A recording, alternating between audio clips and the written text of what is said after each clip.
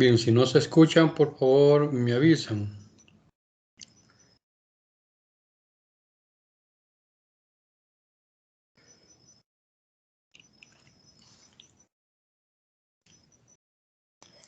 Ok, hemos estado viendo básicamente durante todo el ciclo como una especie de repaso, de lo que era contabilidad 1 y con el agregado del control interno de cada una de las cuentas. Por supuesto que los controles pueden ser más de lo que hemos visto.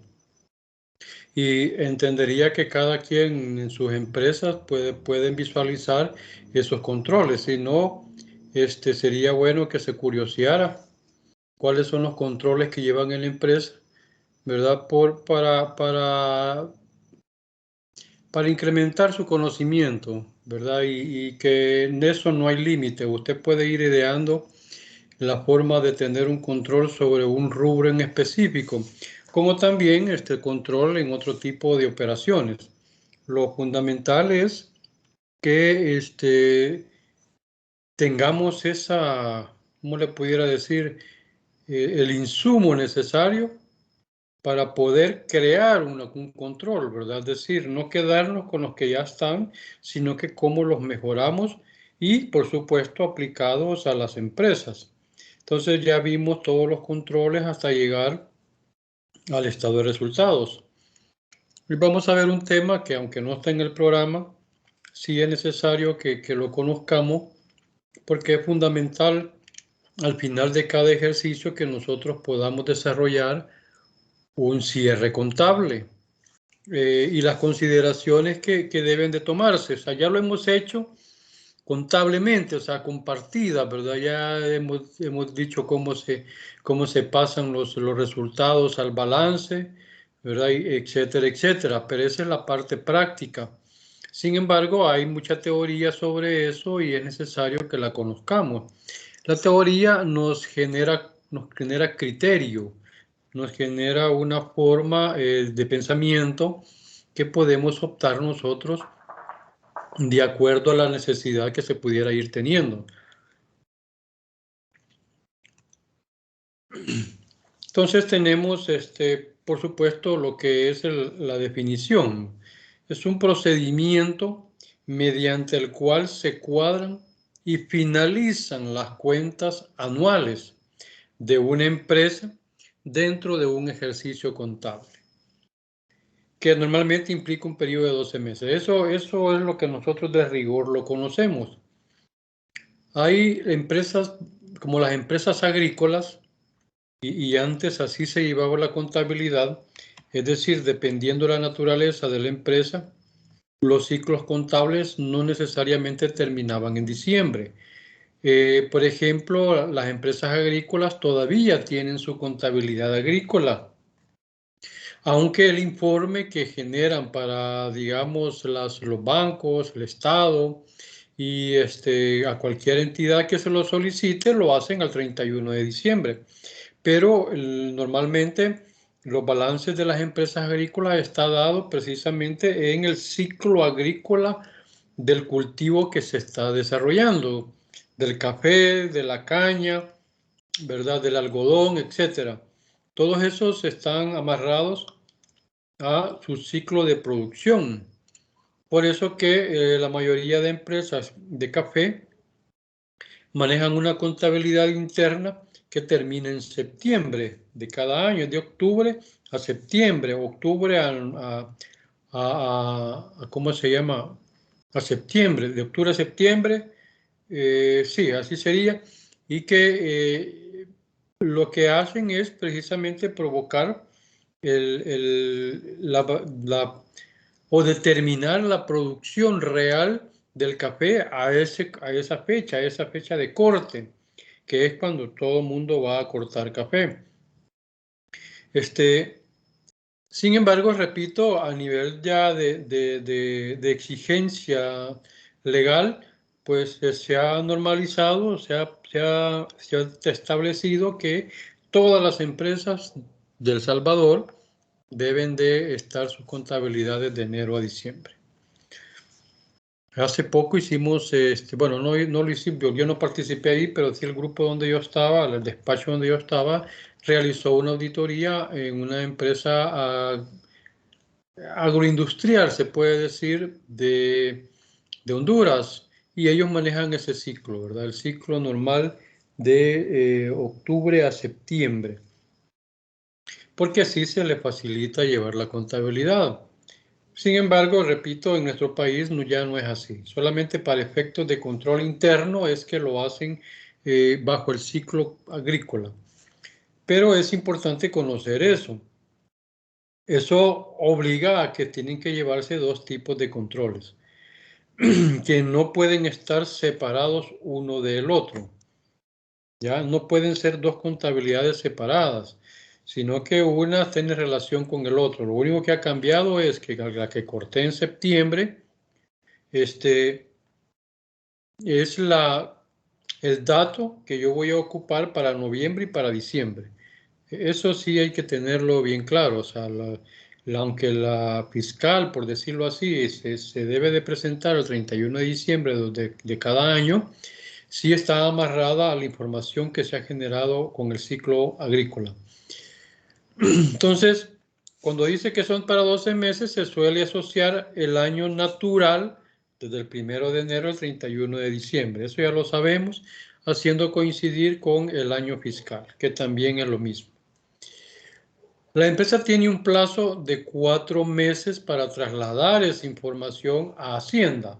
Ya cuando nos toca presentar el impuesto de la renta, del impuesto sobre la renta, que año con año hay que estarlo haciendo. En la próxima clase vamos a hablar sobre las declaraciones y la forma práctica de elaborarlas. Con el cumplimiento que se tiene para Hacienda,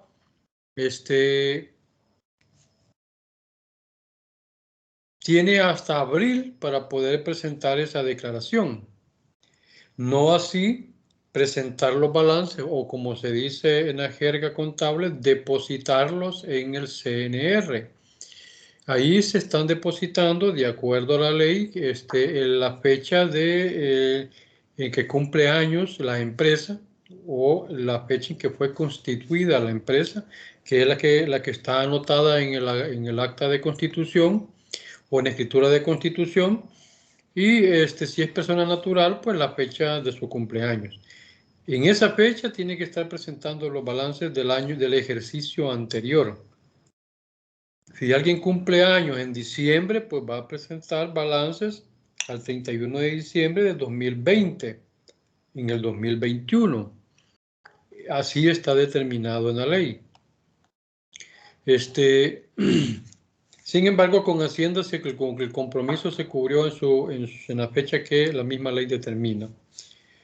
Es uno de los procesos más importantes de la contabilidad. Al revisar y cuadrar las cuentas se puede determinar con exactitud si el negocio ha generado ganancias o pérdidas durante el ejercicio. El cierre contable también proporciona una panorámica general del estado del negocio y se convierte en una valiosa herramienta para la planificación y toma de decisiones de cara al próximo año. Entonces, es un proceso. Y como proceso tiene que llevar una secuencia de acciones que al final me va a determinar darle por finalizado lo que es el cierre del ciclo del ejercicio el cual se está trabajando. Por ser un proceso lleva una secuencia, digo, y de ahí nace lo que es el ciclo contable, porque termina el proceso y comienza nuevamente a partir de enero las otras operaciones del siguiente año.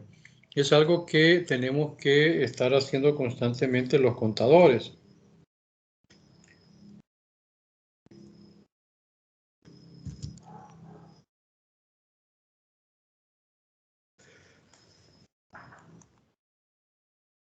En dicho proceso se pueden citar lo siguiente: cancelar las cuentas de ingresos, costos y gastos contra el patrimonio para determinar el resultado del ejercicio.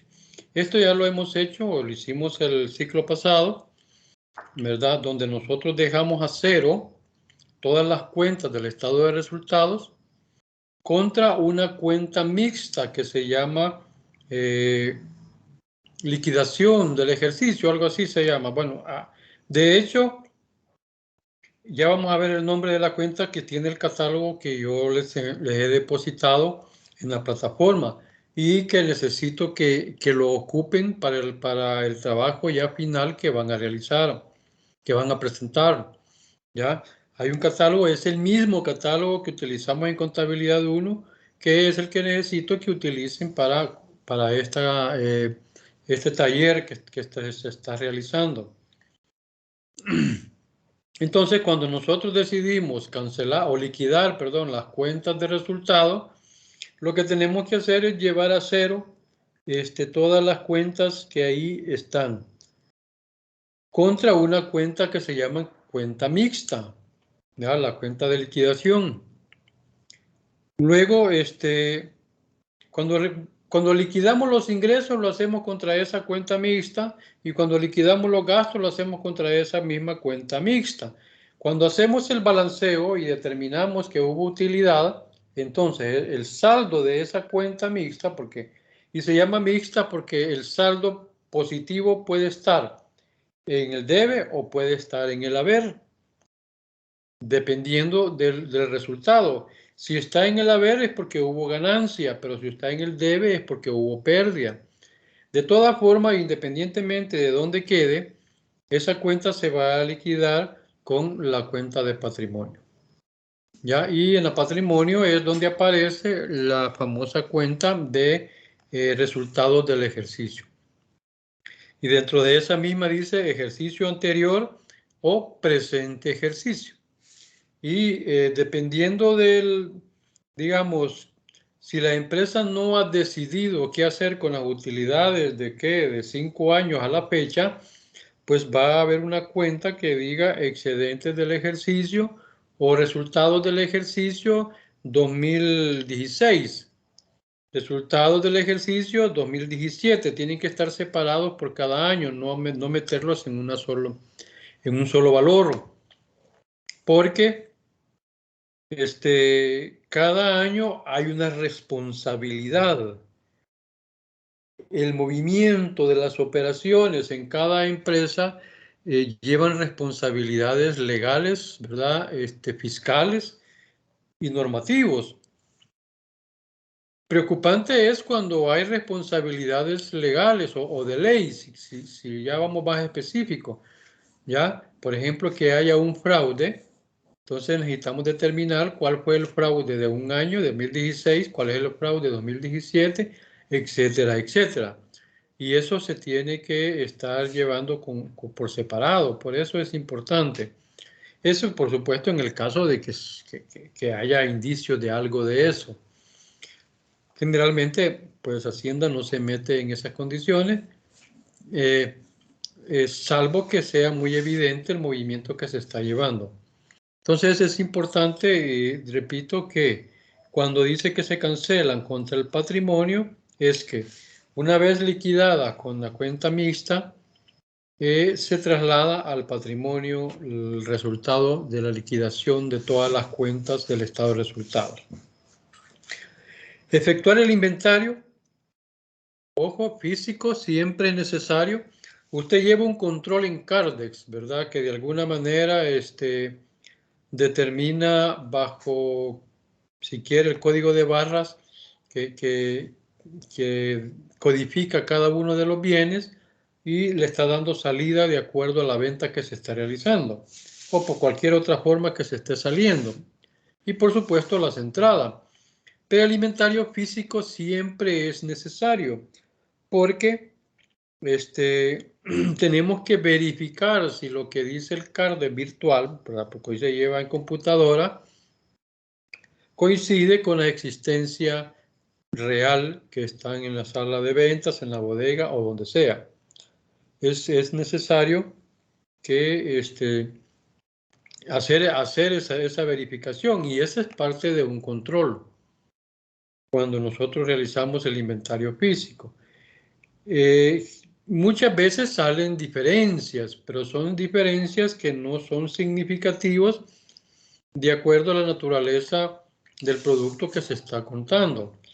Si es un producto, digamos, de consumo diario, como comida, así como la del súper, pues a lo mejor una bolsa de frijol, ¿verdad? No es digamos, la gran cosa que se está determinando como faltante, aunque como parte del control hay que averiguar por qué esa libra de frijol se perdió, ya no está.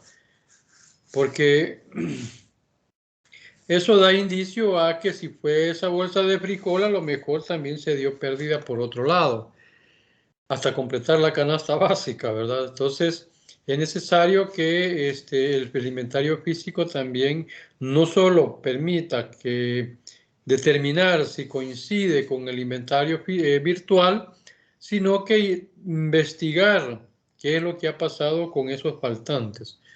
Se deterioraron, ¿verdad? O se vencieron, o a lo mejor se lo robaron, ¿verdad? Los quitaron del lugar, y etcétera.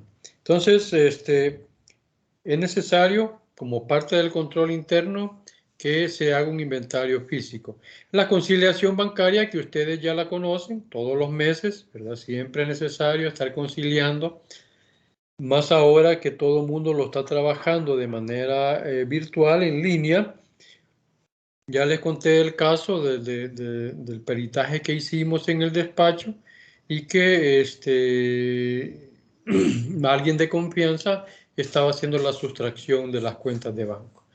Y cómo nosotros establecemos esos controles. ¿Es necesario que solo una persona sea responsable del manejo de los fondos, ¿verdad? O yo no sé si el banco tiene establecido esos controles de determinar que cuando haya una transferencia de dinero, hayan dos firmas, perdón, que avalen esa transacción, que sería lo ideal. Así como cuando que no existía la parte lineal y se mandaba el pago de planilla, por ejemplo, del personal, se hace una carta, ¿verdad? O se hacía una carta, y habían dos firmas responsables, el representante legal y a lo mejor el tesorero de la junta. Ya había una responsabilidad compartida. A eso me refiero cuando debemos de establecer controles. No es conveniente, aunque sea, digamos, un santo el que esté manejando las cuentas de efectivo, que solo una persona lo maneje. Siempre, por lo menos, debe de existir dos personas. Eso le da garantía, ¿verdad? Y no es desconfianza en las personas, sino que es una confianza en las circunstancias que se generan. El dicho en arca abierta hasta el justo peca es muy, muy real. Entonces, cuando ya se ve dinero y hay una necesidad personal, cualquiera pues comete un error de esa naturaleza. Por eso es necesario enllavar esos procesos, y así para cualquier otro parte del activo que se quiera tener el control. El cálculo de las depreciaciones es fundamental, ¿verdad? Especialmente si estamos manejando depreciaciones técnicas. La depreciación fiscal ya la sabemos, que la línea recta y está dada por los porcentajes que en el artículo 30 de la Ley de Impuestos sobre la Renta dice cuánto debe de ser para los productos nuevos, como para los bienes nuevos, como para los bienes usados. Porque nosotros tenemos la práctica. Parte de la práctica de trabajo es que si se puede comprar una maquinaria usada, pues mejor. Eso es de mucho tiempo atrás. Entonces se venía solicitando a las reformas de la ley que si podían involucrar también las depreciaciones de los bienes que se compraban y eran usados. La persona que lo vendió lo depreció en su momento, pero para mí ese producto es nuevo y está en óptimas condiciones, porque a lo mejor el otro fulano lo mandó a arreglar, le aumentó el precio de la reparación, ¿verdad? Y entonces me lo está vendiendo casi como nuevo, porque todas las piezas están nuevas. Y la ley no me permitía depreciar esos bienes. Y hay quienes lo hacían depreciándolos como que eran nuevos, ¿verdad? Y ahí estaba más complicado el asunto, porque los bienes no lo puede depreciar si no es que la ley lo permita. Entonces vino Hacienda y reformó ese artículo y desde el 2008 ahora usted puede depreciar los bienes usados, claro, bajo un porcentaje menor. El mismo porcentaje de depreciación, pero no lo va a depreciar al 100% de lo que le costó, sino que de 80% para abajo. Y eso es lo que hay que leer en esa parte del artículo. Y pérdidas, perdón, asociadas a los activos. Las pérdidas asociadas a los activos tienen que ver con las inversiones en otras empresas.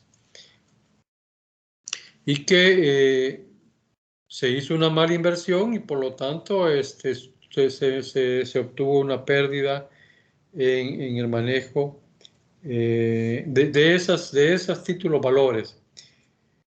Hoy esto va a tomar más relevancia con la nueva ley, que ya la conocen ustedes, que es el Bitcoin, ¿verdad? Es decir, como moneda de curso legal. Esa moneda es mucho más fluctuante que cualquier otro activo que queramos manejar. Entonces, esta parte de las pérdidas o ganancias en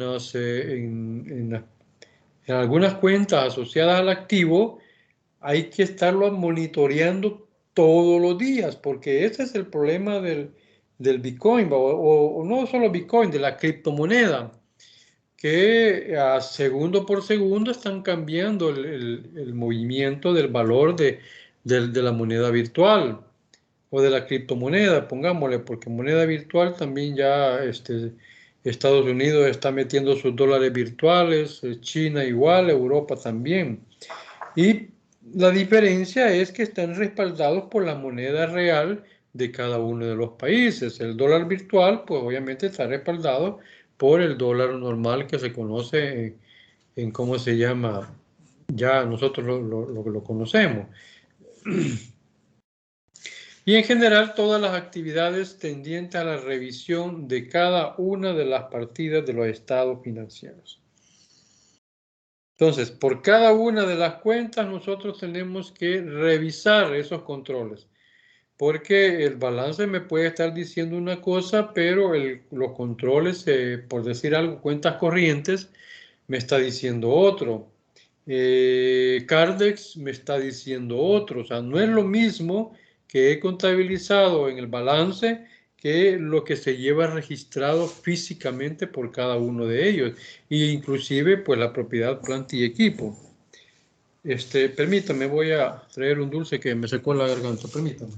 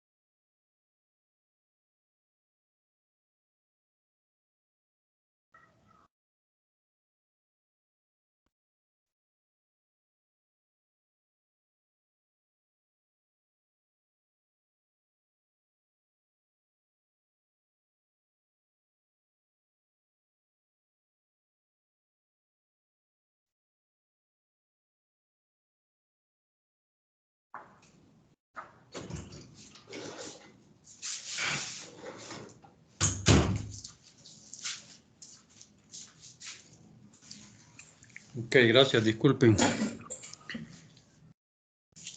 Entonces, antes de realizar los cierres, tenemos que revisar todas las cuentas, no solo los registros contables como tal, sino los controles que se llevan, que coinciden los controles, que coinciden los saldos contables con los controles. ¿Se imaginan ustedes, por ejemplo, todos los créditos que dan las empresas estas, comerciales, Sambor, y bueno, y todas esas empresas, Simán, etcétera, que tienen una serie de clientes que tienen a disposición una tarjeta de crédito y cuántos nombres tendrá el departamento de cuentas corrientes. La lista de nombres y las cantidades que cada quien tiene ¿cómo se llama?, en la cartera de clientes. Al final dice total deuda de clientes y aparece ahí 1.000.000 y fichas. Ese 1.000.000 y fichas que aparece en ese listado que el control se está llevando en el departamento de cuentas corrientes debe de coincidir con el contable que se ha venido manejando con los datos que se han ido registrando. ¿Me explico? O sea, hay que hacer un cruce. Y ese cruce es el que es, digamos, es el más importante antes digamos, dar por revisado todo el balance. Si eso no coincide, entonces hay un error. O el error fue contable, que no se registró o se registró de más algo, o el cuentas corrientes tiene un valor que no coincide. Tiene un valor que también se pudo haber repetido, ¿verdad? O sea, errores siempre van a existir. Sin embargo, dependiendo de la magnitud del manejo de los controles, pues también se va a tener personas o programas o lo que sea que va a estar validando esa información. Y eso es lo que constantemente se debe de estar realizando.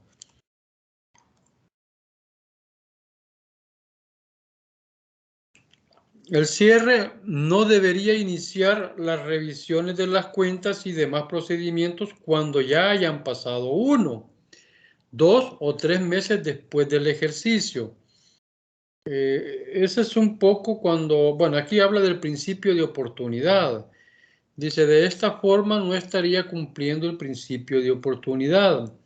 Ese principio no lo vimos en la contabilidad porque este principio es lo que se conocen como las previsionales, ¿verdad? Principios previsionales, que tiene más que ver con la eficiencia y la eficacia del trabajo y decir y asegurar que los saldos que aparecen en el balance son los correctos.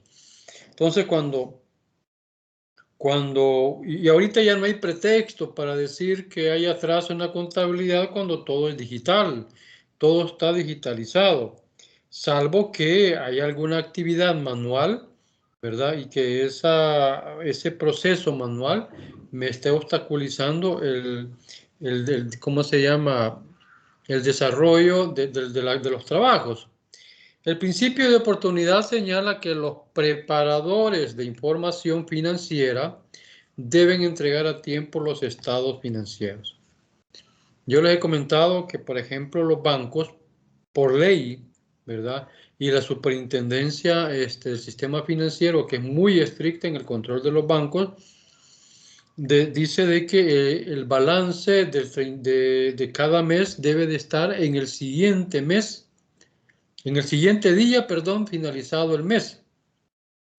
Es decir, si hoy es noviembre, el 30 de noviembre termina el mes, ¿verdad? El 1 de diciembre ya debe de estar el balance, al menos preliminar.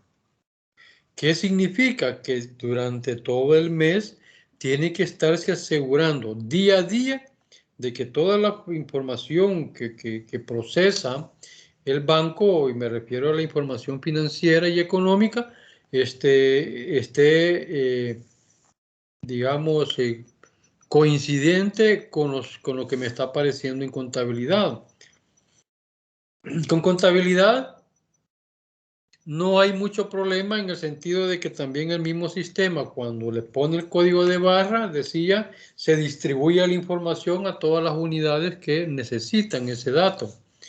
Entonces, si eso es así, o sea, que simultáneamente sale para todos lados, lo que les decía, por ejemplo, en los supermercados, cuando pasan el código de barra a los productos, inmediatamente se va el dato a contabilidad, se va a cuentas corrientes, se va a, ¿cómo se llama?, a bodega, se va a proveeduría, si hay un departamento de proveeduría o de cuentas por pagar, etcétera, etcétera. Entonces, si desde ese momento un solo código me está tirando información a todos los que la necesitan, entonces no debería de existir diferencias.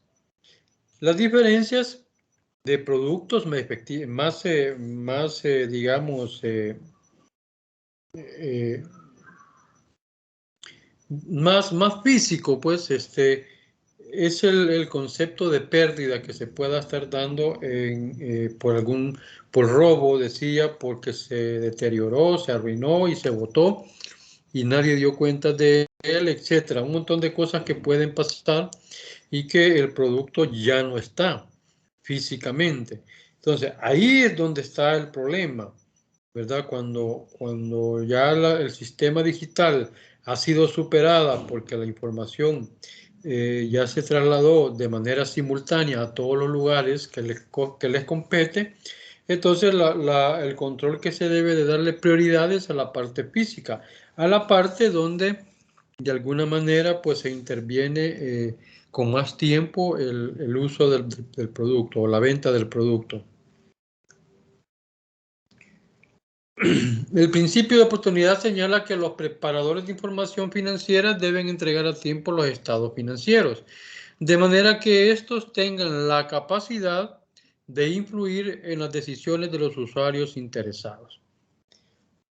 Si bien es cierto, los estados financieros es de utilidad para los directivos, ¿verdad? Los dueños del negocio, también el Estado requiere información financiera de cada una de las empresas. Ahorita ustedes se dieron cuenta de una noticia sobre las ONGs, ¿ya? Y esa es una falla que tienen algunas ONGs, que no siempre envían los estados financieros al Ministerio de Gobernación, que es la entidad que los fiscaliza.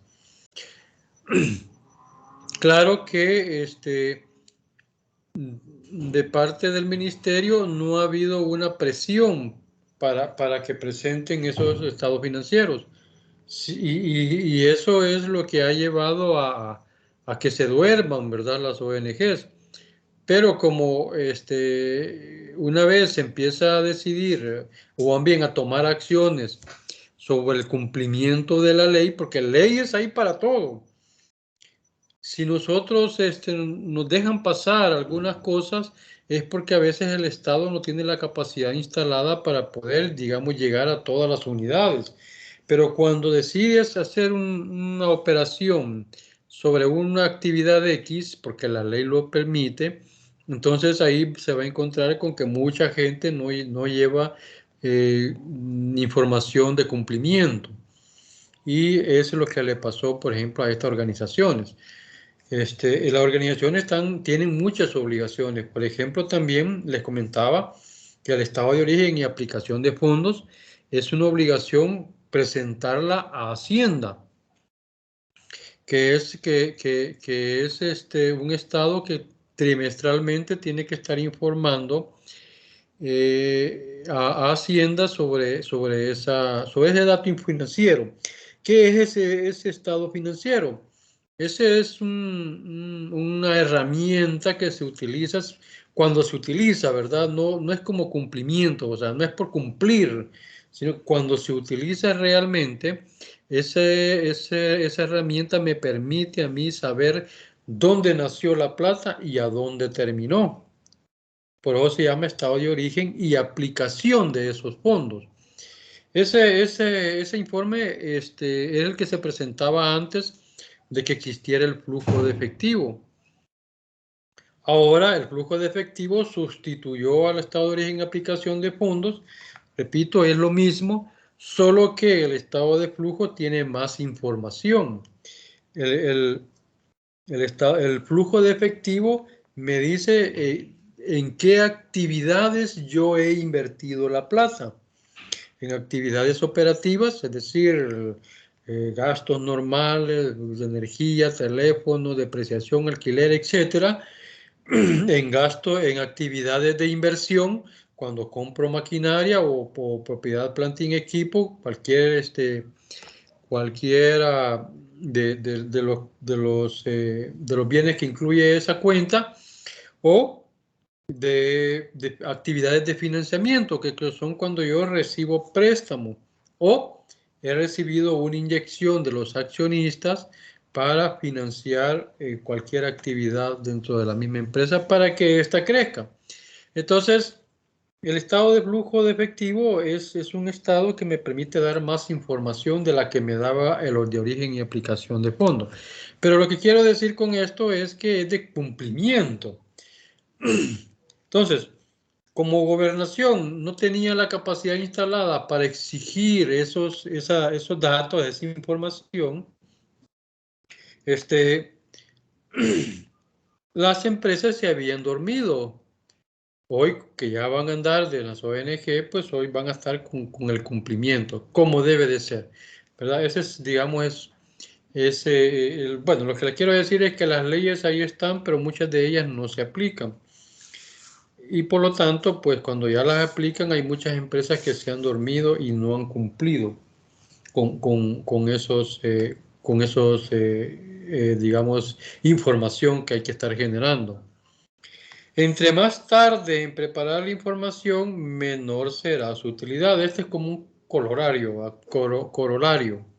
en el que si nosotros seguimos manteniendo atrasada la contabilidad y solo la manejamos para salir del paso, por ejemplo, tenemos hasta abril para presentar la declaración de impuestos sobre la renta.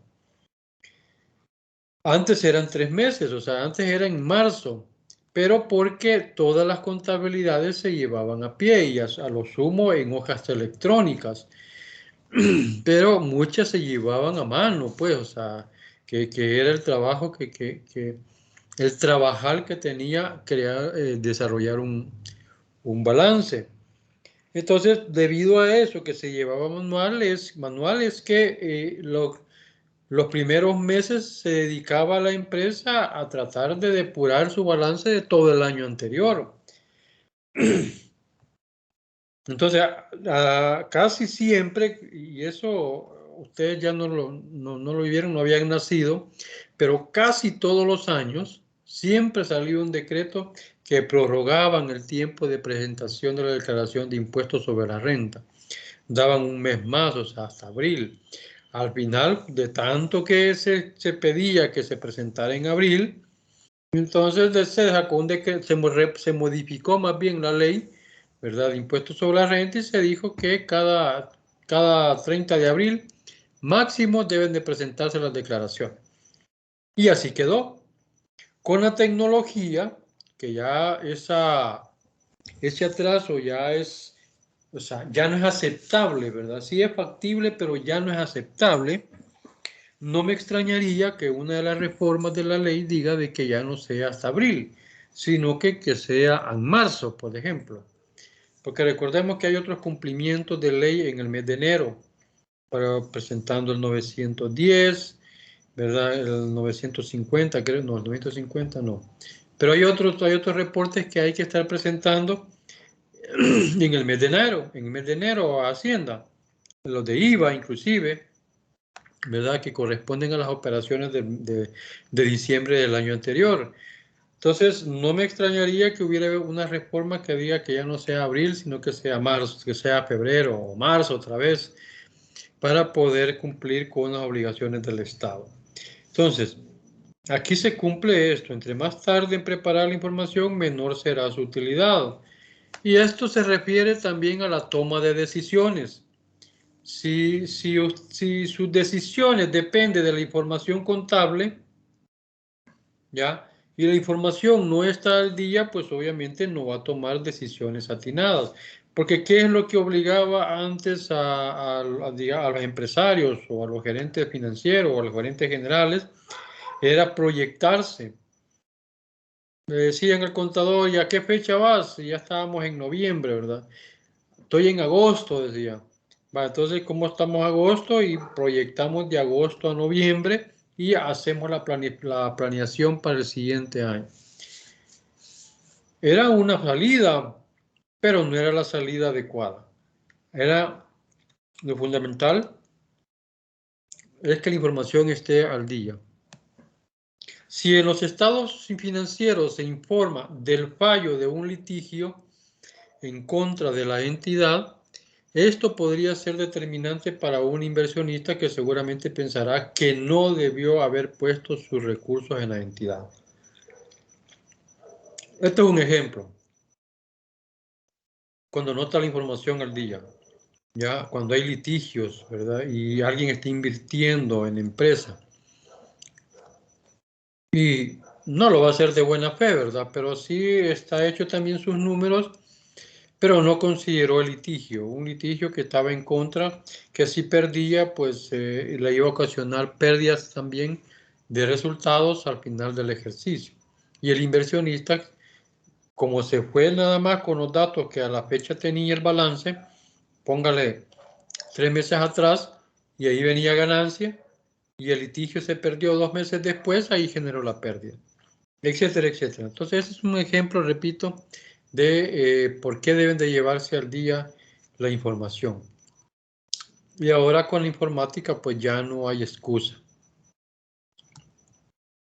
Los estándares internacionales, o sea, las normas no abarcan en sus requerimientos directrices relativas al cierre contable.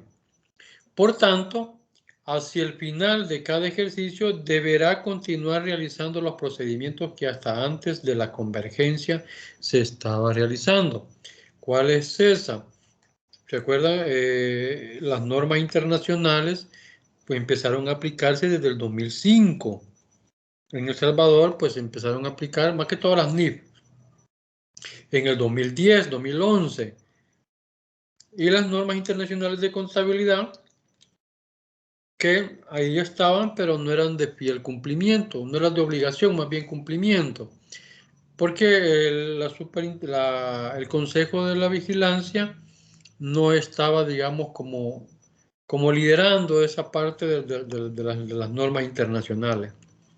Por lo tanto, no había esa exigencia. Pero, como no hay una norma que me diga cómo hacer los cierres, solamente la teoría, entonces se va a seguir haciendo igual. Eso es lo que quiere decir ese paro. Bien, pero ¿qué tenemos que hacer para el cierre contable?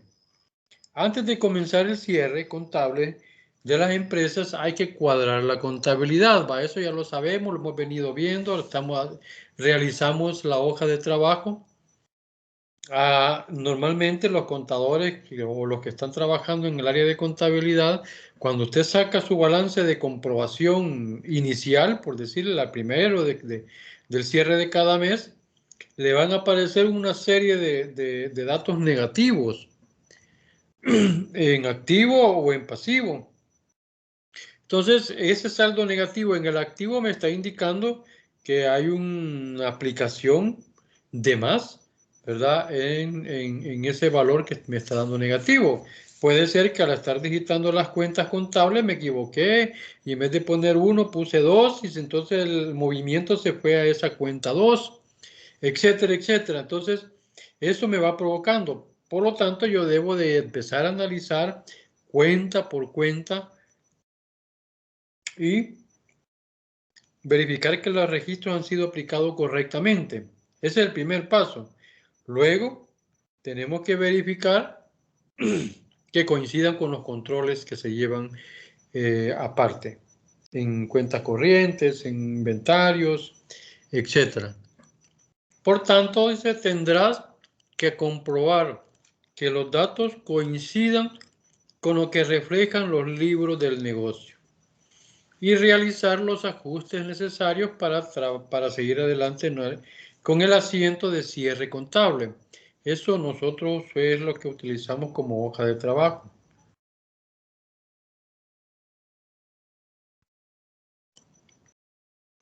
Entonces, como primer paso tenemos hacer el balance de comprobación de sumas y saldos.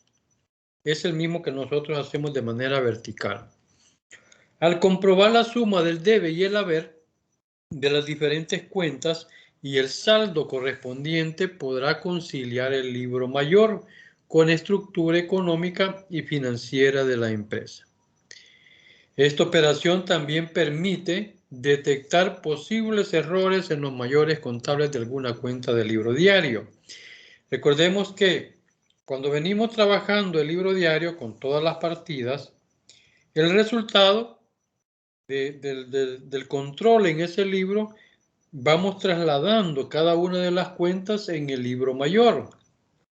Hoy en día, la mayoría de las empresas, no todas, pero sí la mayoría de las empresas manejan el libro diario mayor.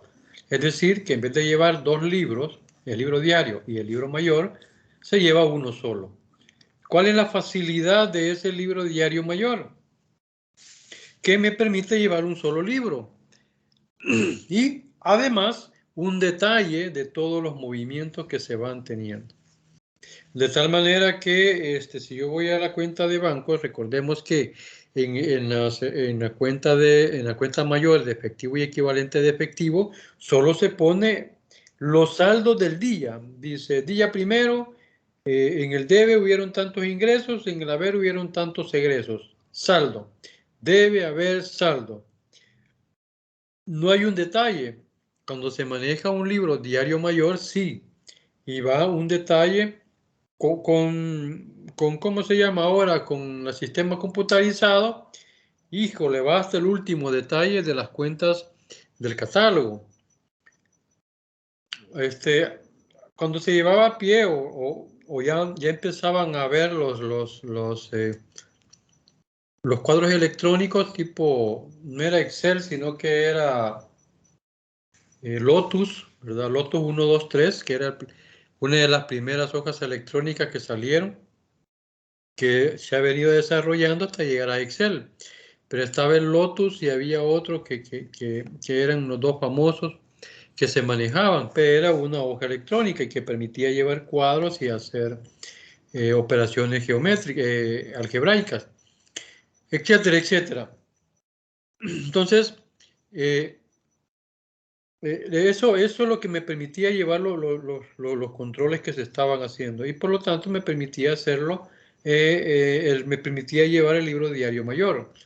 Le estoy hablando de los años más o menos 80, que ya comenzó a, ¿cómo les puedo decir? Que la computadora a pesar de que viene de los años 50, ¿verdad? Que eran unas maquinotas así del tamaño de un cuarto de la casa,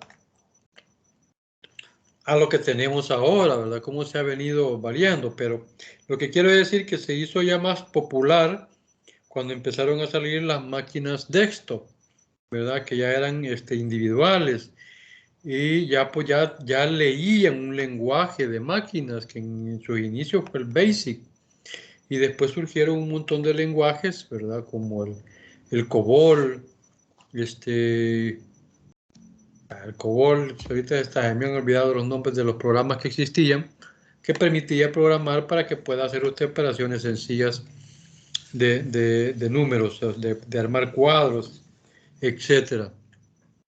Entonces repito que ahora que ya se lleva una forma sistemática, permite tener ese libro con mayor agilidad.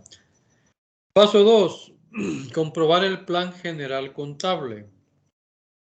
Esto casi ninguna empresa lo hace. Y hay quienes lo hacen nada más para darse un seguimiento de las operaciones dentro del mes. El contador, por ejemplo, hace una especie de checklist, ¿verdad? Y va chequeando todo lo que se va haciendo mes a mes. Hay actividades que son rutinarias, que todos los meses hay que estarlo haciendo. Hay operaciones diarias y hay operaciones que son eventuales. y debe de tenerse como clasificado ese tipo de operaciones. Está dentro del plan contable. La comprobación significa que verificar que no hay errores en la contabilidad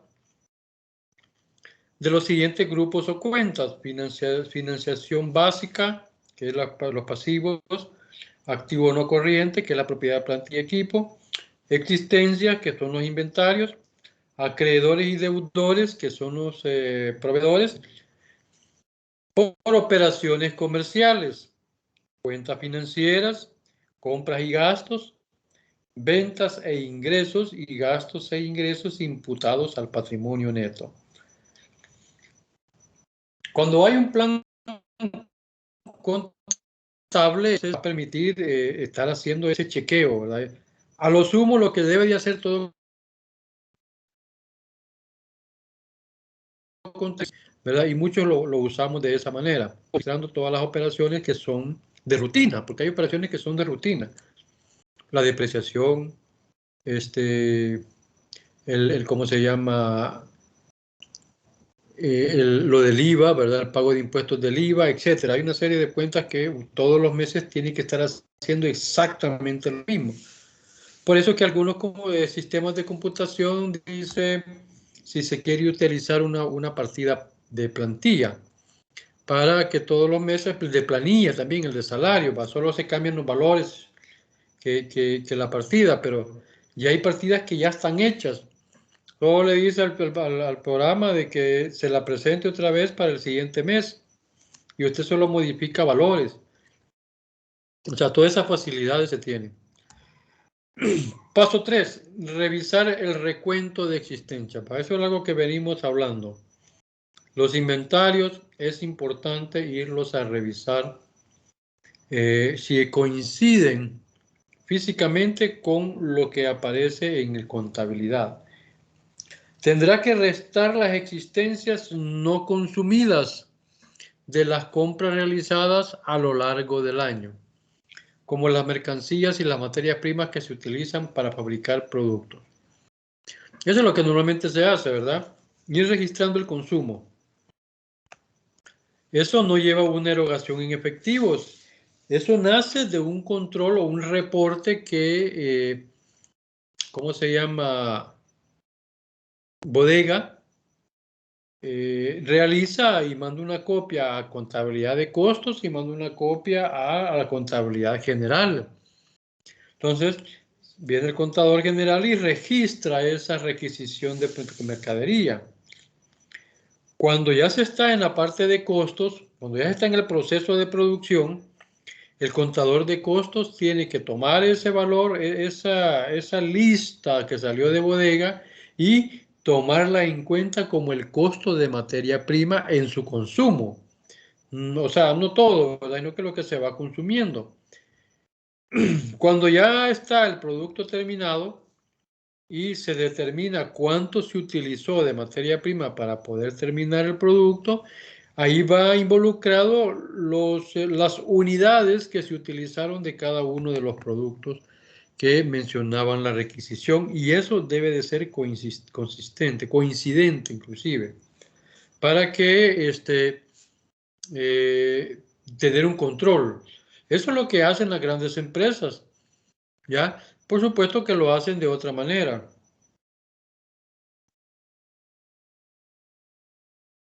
Los datos que se manejan con cuadros más especializados, ¿verdad?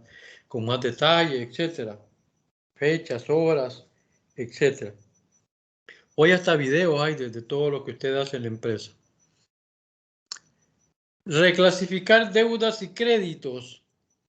Debe reclasificar las obligaciones pendientes del año contable y expresarlas como deudas a corto plazo según la cuantía a pagar en el ejercicio siguiente.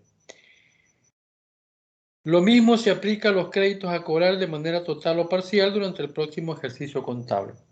Aquí hay, por ejemplo, los compromisos de préstamos. ¿Se acuerdan cuando nosotros decimos que vamos a reclasificar el valor del capital que voy a pagar en el siguiente año.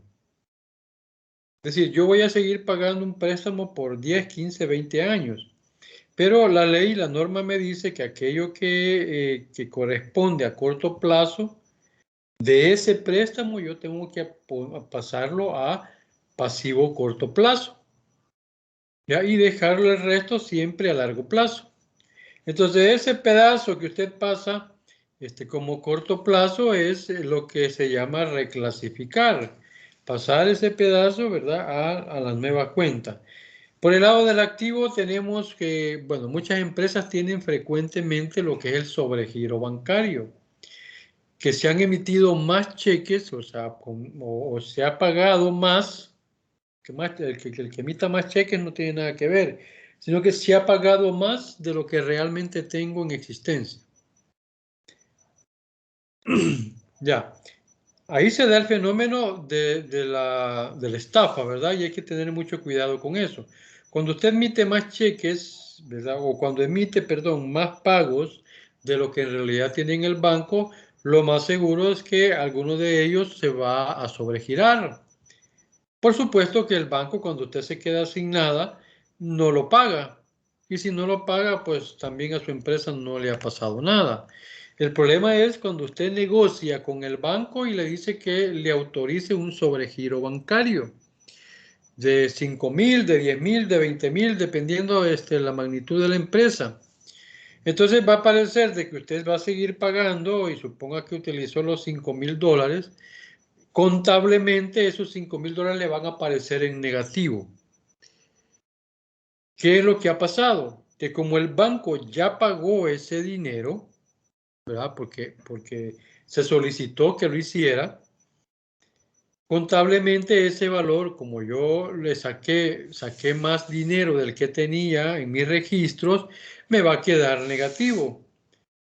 Como esa práctica, bueno, no sé ahora, pero antes era muy común, entonces lo que se hacía era reclasificar, se pasaba ese puchito, ¿verdad?, o esa cantidad negativa en efectivo y se pasaba a cuentas por pagar o acreedores si quería, donde se decía vamos a pagar esta cantidad que se sobregiró la empresa en el mes de octubre, por ejemplo, que estamos ahorita en noviembre.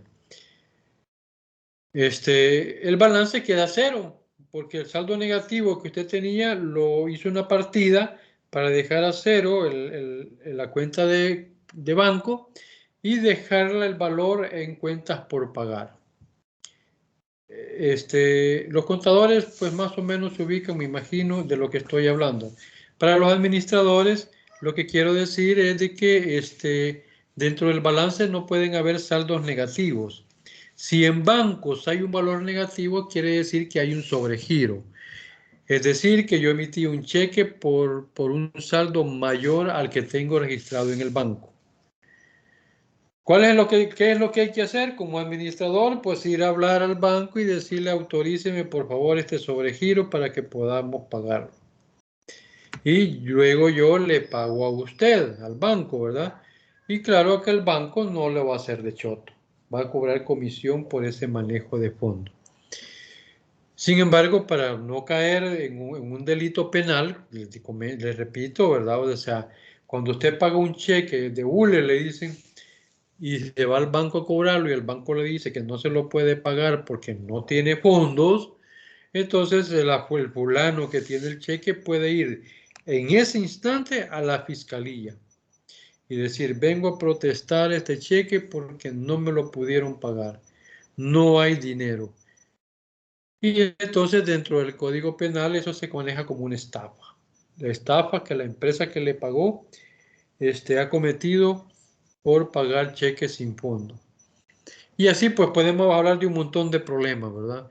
Pero la reclasificación es precisamente sanear, ¿verdad? Y no necesariamente solo saldos negativos, podría ser otros valores que fueron mal registrados o que fueron registrados a una cuenta porque no había la propia para la empresa, perdón, para la operación. Entonces, ahí se van haciendo todo ese tipo digamos, de movimientos. Aplicar los ajustes contables por periodificación. Según el principio del devengo, todos los gastos e ingresos no se tienen en cuenta para realizar el cierre contable, por lo que debe realizar un ajuste en las cuentas. Me explico. Dice, todos los gastos e ingresos no se tienen en cuenta para realizar el cierre contable. Por lo tanto, debe realizar un ajuste en las cuentas. Es decir, que no todos estos ingresos y gastos deben de estar en el estado de resultados. Entonces, lo que se hace es una partida. Lo mismo se aplica a los créditos a cobrar de manera total o parcial durante el próximo ejercicio contable. Resulta de que hay gastos, ¿verdad?, que corresponden al siguiente año. Pero como lo hicimos ¿cómo le digo? En una sola partida, en un solo atarrayazo, ¿verdad? Porque acordémonos que, y se refiere básicamente a las operaciones de enero. Cuando usted en enero está contabilizando el recibo de energía, por ejemplo, ¿verdad? Que ya lo pagó en diciembre. Perdón, que lo pagó en enero, pero que usted se lo imputó al mes de diciembre. Y claramente dice que la energía eléctrica consumida es ¿cómo le puedo decir? Del 10 de diciembre al 9 de enero. ¿Ya? Entonces, usted solo va a calcular la energía que se consumió del 10 de diciembre al 31 de diciembre. Y ese gasto sí va a quedar dentro del ejercicio. Pero el del 1 de enero al 9 del siguiente año, ese ya no es un consumo del año anterior. A eso se refiere, ¿verdad? Normalmente eso no se opera de esa forma, sino que de un solo ponemos la factura, porque normalmente ese tipo de gastos no es significativo y no vamos a complicar la contabilidad llevándola de una manera exacta de esa manera. Es de saber sopesar, ¿verdad? Ahí viene el criterio contable. No es significativo, ¿verdad?, el hacer esa reclasificación de los pagos que se están haciendo. O de los, bueno, y si se hizo, pues realizar el ajuste, si es que fuera el caso. Los gastos que se anticipan para el año próximo o los pagos por adelantado de clientes no se pueden incluir en el ejercicio de ese año. Se pagó alquiler por un contrato del mes de octubre a septiembre del otro año. ¿Ya? Solo va a considerar los gastos de octubre, noviembre y diciembre del año que se está contabilizando. Y dejar por pagar o por cobrar el resto en las cuentas de balance. Ya, eso quiere decir esta parte. No podemos contabilizar algo que no corresponde al ejercicio. Y por lo tanto, pues obviamente no puede registrarlo como gasto del año. Regularizar el asiento de pérdidas y ganancia. En este paso del cierre contable se debe regularizar las cuentas de pérdidas y ganancias, analizando la diferencia entre ingresos y gastos. También debe regularizar las cuentas de patrimonio neto, el resultado de los gastos imputados al patrimonio y los ingresos imputados al patrimonio neto. ¿Qué significa esto? Es lo que les estaba hablando, que ya de manera práctica la mayoría de contadores lo hacemos. Cuando liquidamos ingresos, lo hacemos contra una cuenta de liquidación, una cuenta mixta. Cuando liquidamos los gastos, entonces lo hacemos contra esa cuenta, esa misma cuenta de liquidación. Por lo tanto, es ahí, en ese momento es que se está regularizando esa operación. Y como es una cuenta puente y es una cuenta mixta, yo la tengo que dejar a cero y trasladar el saldo resultante a mi patrimonio. Y ahí va a aparecer un valor que se da a llamar excedentes del ejercicio o utilidades del ejercicio o pérdida o déficit del ejercicio.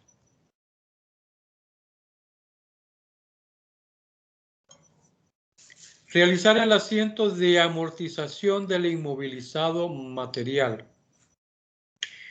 Para realizar el cierre contable de las empresas también se debe de tener en cuenta el precio, estado y valor de compra del inmovilizado material, aplicando los coeficientes de amortización correspondientes.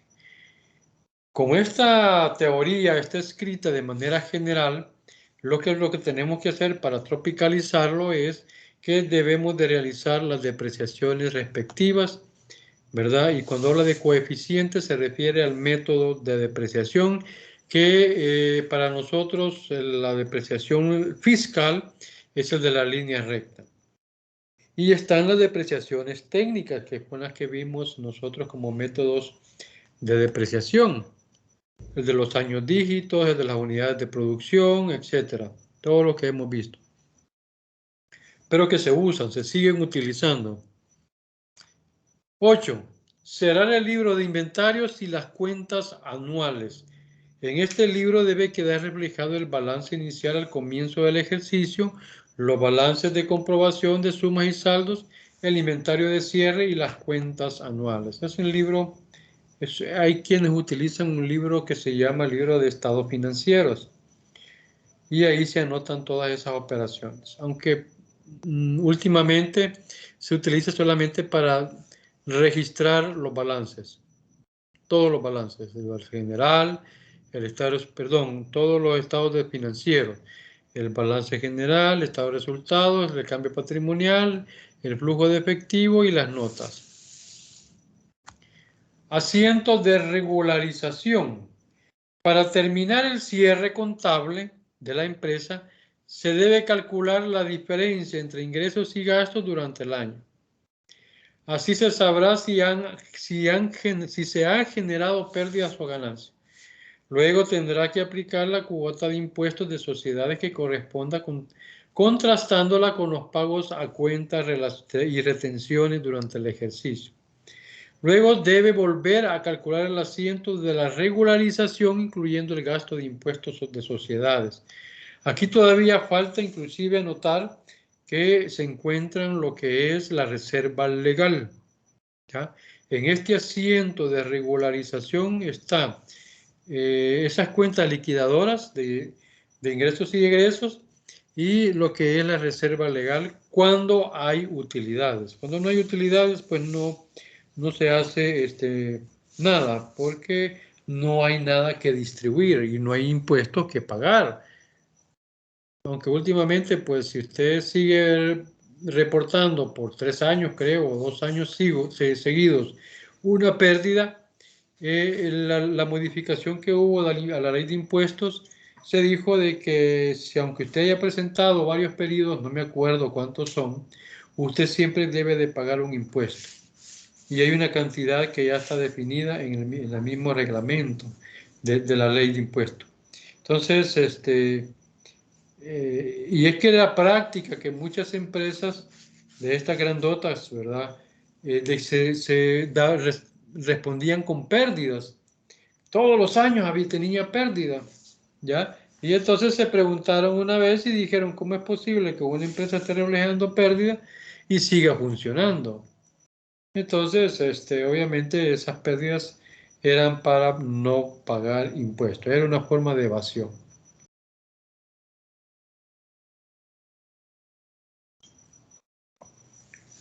Cuando eso surgió inclusive la ley del delito fiscal, ¿verdad?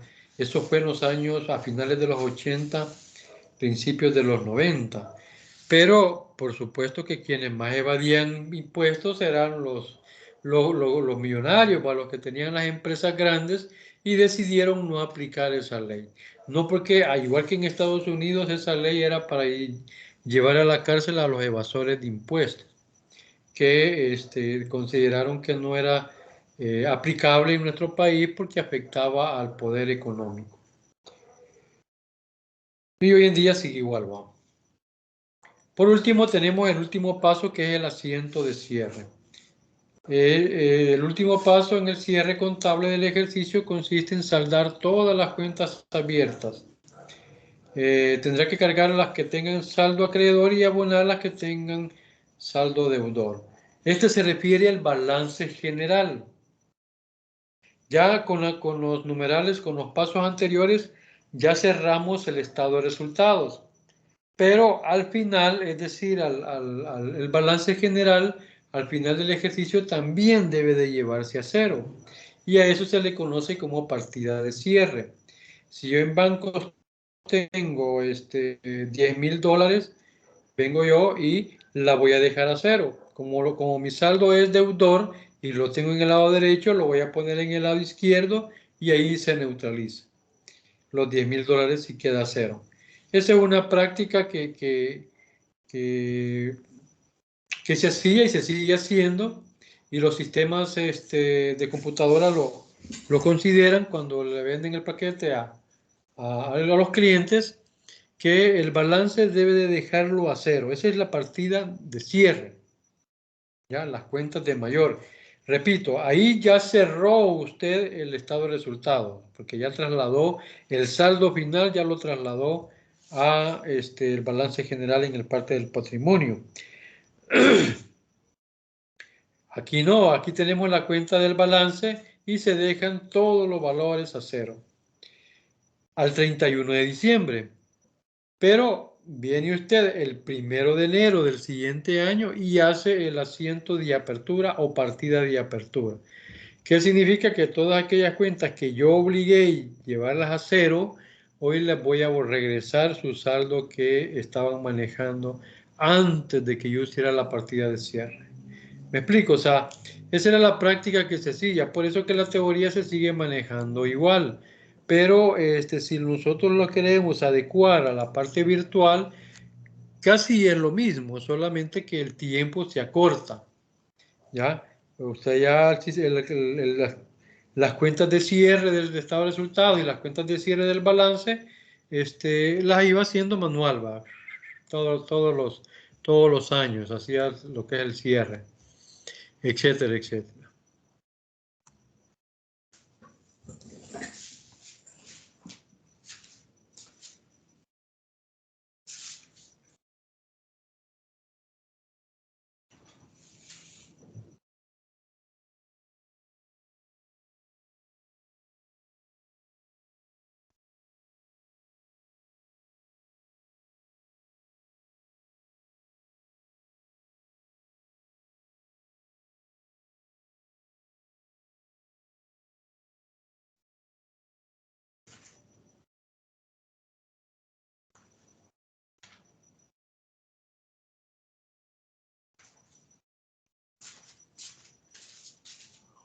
Ok, perdonen. ¿Por qué el cierre contable se debe hacer hasta los 4 meses siguientes al vencimiento de cada ejercicio? El primer punto, obviamente, es la parte fiscal, ¿verdad? El cierre contable es un insumo para muchos procesos de la entidad, entre ellos para la preparación de declaraciones tributarias. Las razones que explican el cierre es que el artículo 118 del Código de Comercio de nuestro país expone que las reuniones ordinarias de Asamblea General deben efectuarse al menos una vez al año y generalmente dentro de los 3 meses posteriores al vencimiento de cada ejercicio. Esto de los 3 meses era una práctica que no está en ley, pero como ¿cómo se llama? La presentación de la declaración de impuestos sobre la renta era en marzo y después se pasó a abril, la Junta General o la Junta, digamos, de directivos tenía que reunirse antes de presentar el balance al Ministerio de Hacienda. Por eso se decía que se debían de reunir por lo menos los primeros 3 meses, no porque eso no está amarrado. Eso va a depender de lo que diga el acta de constitución de la empresa o la escritura de constitución de la empresa, porque ahí lo dejó plasmado. Lo que sí dice el 118 es que la Junta debe reunirse por lo menos una vez al año, ¿ya? Y ahí es donde va a decidir qué hacer con los resultados y otras cosas, por supuesto. En la asamblea, los accionistas se deben evaluar y aprobar los estados financieros y por tanto este se entiende como el plazo máximo para que la administración elabore dichos informes. Por supuesto que cuando la asamblea de accionistas decide aprobar los estados financieros, ya han sido auditados. Ese es el deber ser, ¿ya? Pero como hoy se da la oportunidad de que ¿cómo se llama? Me permiten presentar o depositar los estados financieros, la fecha que cumple año la empresa o la persona, entonces yo tengo el tiempo disponible si cumplo años en septiembre, octubre, noviembre, diciembre, ¿verdad? Tengo todo ese tiempo para que auditoría me haga la revisión.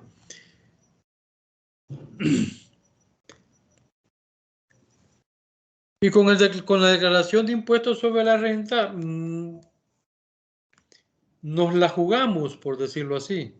Si el balance no ha sido finiquitado o no ha sido, digamos, auditado a la fecha que llegó el vencimiento de la declaración de impuestos sobre la renta, yo voy a declarar de acuerdo al balance que tenga, aunque no me lo hayan auditado, y me la juego. Porque presentar la declaración de impuestos sobre la renta extemporánea es una multa bastante alta.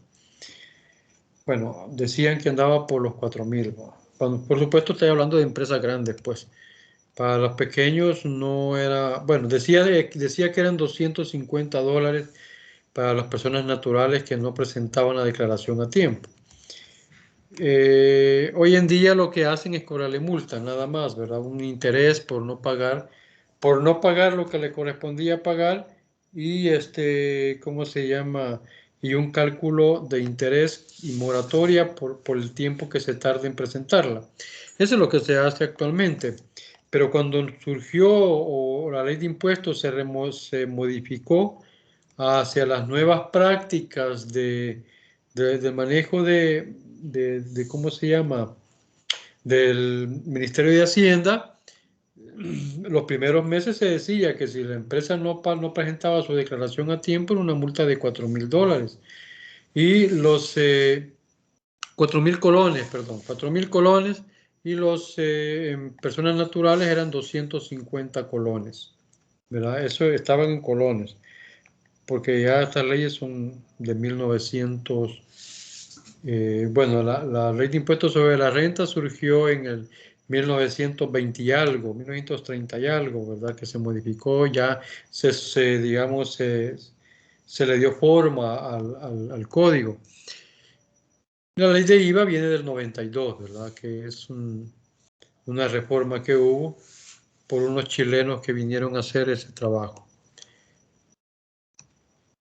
La segunda razón es porque la superintendencia, esta es la superintendencia de entidades mercantiles, la que se encuentra en el CNR, conceden que a la fecha de cumpleaños de entidad o de la persona natural y que la entidad reportante haga entrega de sus estados financieros, hagan entrega de sus estados financieros, y eso está en el artículo 441, en el segundo párrafo del Código de Comercio. Entonces, los cierres hay que hacerlos porque por ley hay que presentarlos, ¿verdad? Claro que también está la parte técnica, ¿verdad? Si no hacemos el cierre, definimos, si no definimos lo que es ¿cómo se llama? Los estados financieros, nunca los vamos a cerrar. Entonces, por eso también están las exigencias legales de presentación y que puede llevar a que poner datos que no corresponden y presentar cifras equivocadas. Cuando ya se mete usted con el Estado, es decir, cuando digo que se la jugaba declarando, ¿verdad? Y el balance pues todavía no estaba auditado, y se la jugaba declarando antes de que la auditoría diera su visto bueno, hoy en día, al hacer esa práctica, que declaró de una manera, pero el balance terminó de otra porque auditoría hizo una serie de observaciones, el Estado puede considerar esa desviación, si queremos decir, como un maquillaje en los estados financieros. y eso de maquillajes ya se tiene indicios de fraude y eso ya es penal. Por eso que hay que tener cuidado que cuando presentamos declaraciones de impuestos sobre la renta, ya debe de estar auditado el informe. Si no es así, pues debe de existir una especie de compromiso o acuerdo entre la entidad y el auditor para que esas cifras no varíen en la cantidad que pudo haber variado en el momento. Ahí se hacen micos y pericos para que coincidan las cifras.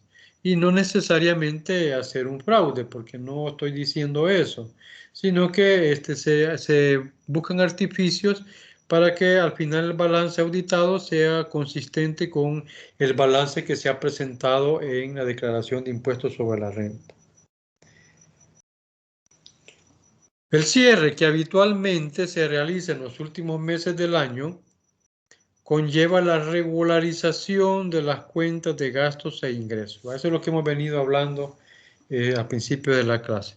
Para obtener el resultado del ejercicio de las cuentas de patrimonio neto y del cierre de todas las cuentas con saldo para que el mismo quede a cero. Aquí es donde yo le decía que el cierre contable es llevar todas las cuentas del balance a cero. Y el primer día del siguiente año se hace la partida de apertura. Es decir, que todas esas cuentas que yo dejé a cero van a volver a tomar el valor que tenían al 31 de diciembre. En la práctica, ¿verdad? Que es absurdo, habría que evaluarlo. Pero el principio es que cuando usted termina un año, el año debe de estar finiquitado en su totalidad. Y que al hacer una partida de cierre, que eso es de obligación hacerla, todas las cuentas deben de quedar a cero.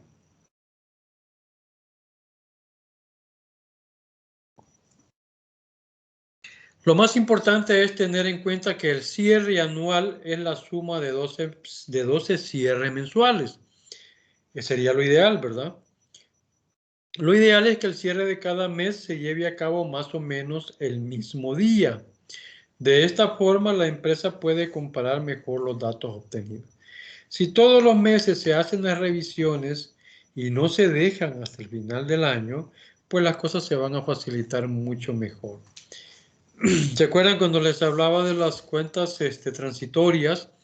Que a veces, ¿cómo se llama? Se quedan en el tiempo, ¿verdad? Y allá en diciembre voy a decidir qué voy a hacer con este valor que no sé de qué es.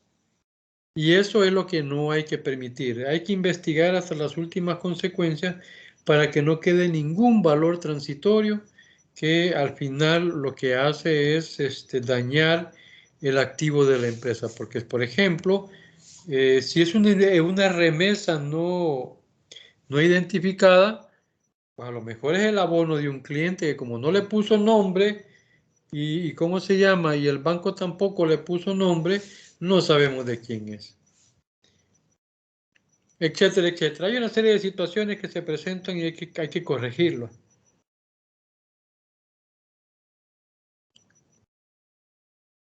El cierre es una herramienta valiosa para la planificación.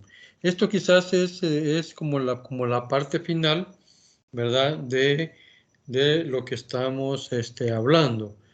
Cuando ya tenemos el balance al 31 de diciembre y estamos ya trabajando para la planeación del siguiente año, por fuerza necesitamos el balance del ejercicio que está por finalizar. Si no tenemos datos y esos datos inclusive no son confiables, pues obviamente la planeación no va a ser confiable. Hay una frase que se utiliza en la jerga financiera, dice, lo que comienza mal, termina mal. Si nosotros permitimos que no nos den datos reales o confiables, lo más seguro es que el desarrollo de la planeación que se haya hecho pues no van a tener los resultados que se esperan. Y eso es en condiciones normales. No digamos si empiezan a darse eventos que están fuera de nuestro control y eso nos va a desequilibrar las operaciones del siguiente ejercicio. En una planeación ustedes saben que se puede o se debe hacer un plan B y si es posible un plan C sobre lo que se está trabajando. Porque siempre hay que buscar escapes, ¿verdad? A una crisis que de alguna manera o en gran medida no la podamos resolver. A partir de los resultados que nos ofrece el cierre anual, se va a repasar la estrategia empresarial y se corrige el rumbo. Para eso sirve, pues, o sea, la planeación del siguiente año y para eso sirven los estados financieros con el que terminamos el presente año. Es importante, ¿verdad? Por lo tanto, que la información debe de ser confiable. Y la información, repito, sale de los controles que se llevan. Si los controles no son adecuados y si el contador no cuadra los controles con los saldos que aparecen en contabilidad, entonces lo que va a pasar al final es que vamos a tener datos que no son correctos, que no son confiables, no son fiables, dice. Y por lo tanto, va a permitir una planeación que tampoco va a ser confiable. Pero como es un requisito que hay que presentarlo, así hagámoslo. ¿Ya? Si queremos seguir utilizando la información para la toma de decisiones, es importante que se le ponga seriedad a esos controles. Y aunque aparece una obviedad, es muy importante recordar que el cierre no es una herramienta contable aislada, sino que es una manera imprescindible para reunir información y a partir de ella realizar la planificación y posterior toma de decisiones. Eso es, digamos, lo fundamental o una de las utilidades que tiene la empresa de esa herramienta. ¿Por qué? La obligación, digamos, del Estado, pues obviamente tenemos que presentarle y repito, la información tiene que ser confiable, ¿verdad? Para evitar que nos caigan multas. Pero la información para toma de decisiones debe de ser confiable, sí, y solo si queremos seguir creciendo y, por supuesto, desarrollándonos en lo que es la toma de decisiones. Por lo tanto, la contabilidad es fundamental, ¿verdad? Con todos sus aspectos ¿cómo se llama? Que debemos tomar en cuenta para tener un resultado pues favorable y eficiente, ¿verdad? Eficiente y la palabra eficaz que también cabe, aunque la eficacia tiene que ver con el tiempo, pero la eficiencia tiene que ver con la mejora continua, que es la frase que hoy en día se está manejando para definir los procesos. Los procesos que no solo son contables, sino que involucra a toda la empresa. Procesos productivos, procesos administrativos, procesos contables, procesos de venta, etcétera. Todas las áreas están involucradas en esto, que al final aterrizan de manera cuantitativa pues en los estados financieros. ¿Ya? Y si el vendedor empezó a promover un producto y resulta de que él calculó que tenían que estarse regalando 2 cajas y no una, al final pues esas 2 cajas o esa caja adicional que se está regalando nos puede llevar a una pérdida. También tiene que ver mucho esa parte. Por eso es importante que los gerentes normalmente tienen que estarse reuniendo todas las semanas para que cada uno rinda digamos, sus operaciones,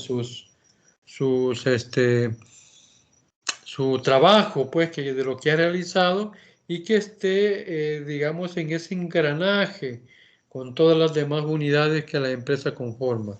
Normalmente, digo, de las peores formas de manejar una empresa es que cada quien lo haga a su manera.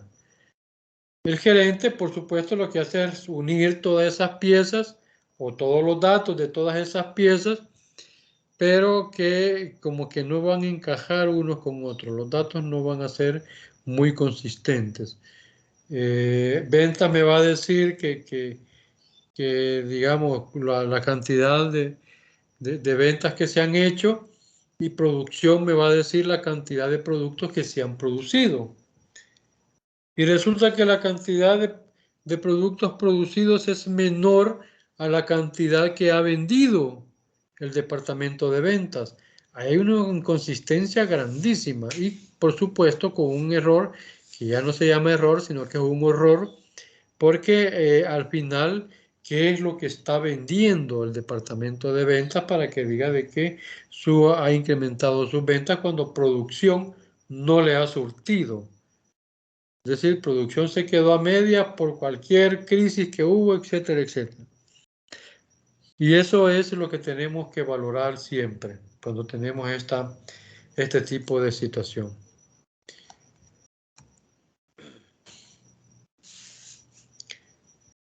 Veamos lo que es aquí es un poco de teoría y quizás pensaba explicar un poco la práctica, pero bueno, vamos a ver.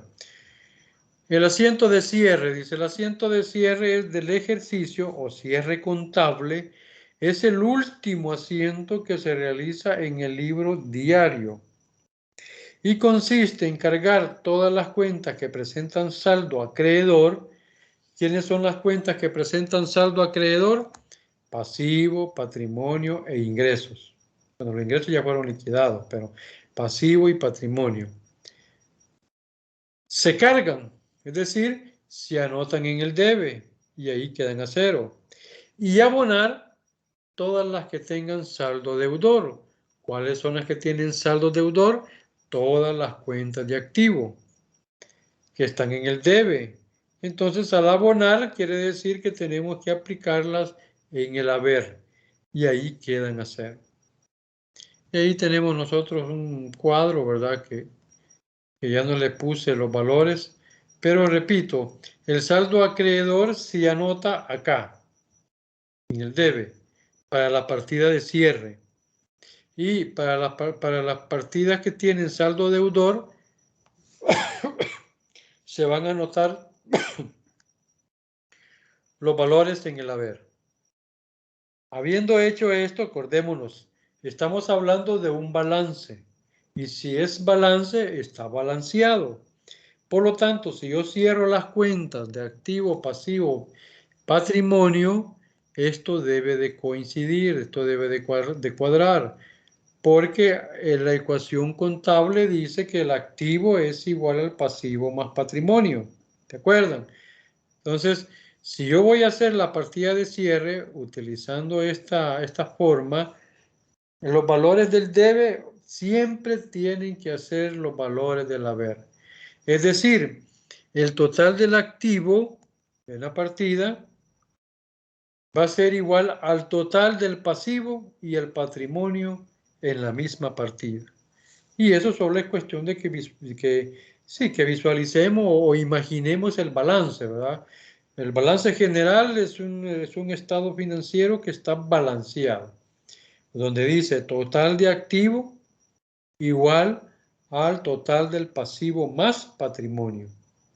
Por lo tanto, la partida de cierre tiene que cuadrar por fuerza. Si no cuadra, pues hay algo que está pasando ahí y hay que buscarlo.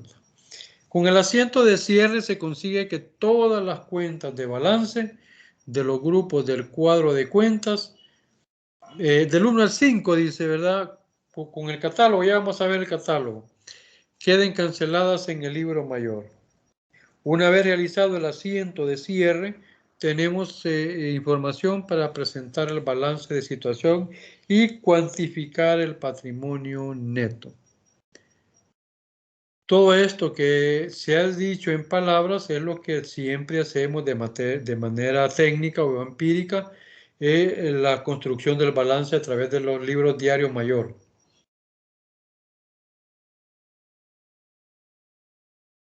Pero era necesario que se tuviera algo teórico, doctrinario y legal de qué es lo que me está permitiendo trabajar de la forma que yo quiero hacer. Bien, esto es lo que traía yo en la parte de la teoría. Yo que traigo a colación el catálogo que les he colocado. Espero que me estén viendo el catálogo ahorita o los cambios que estoy haciendo en la contabilidad, perdón, en la proyección. Si no lo ven, me avisan. Aquí, en la plataforma de la materia,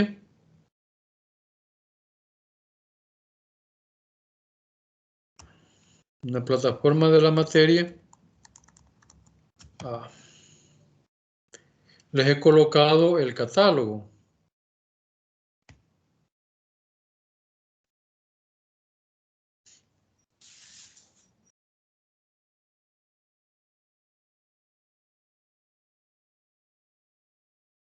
Aquí está el catálogo de cuentas que van a utilizar, que es el que yo tengo abierto acá.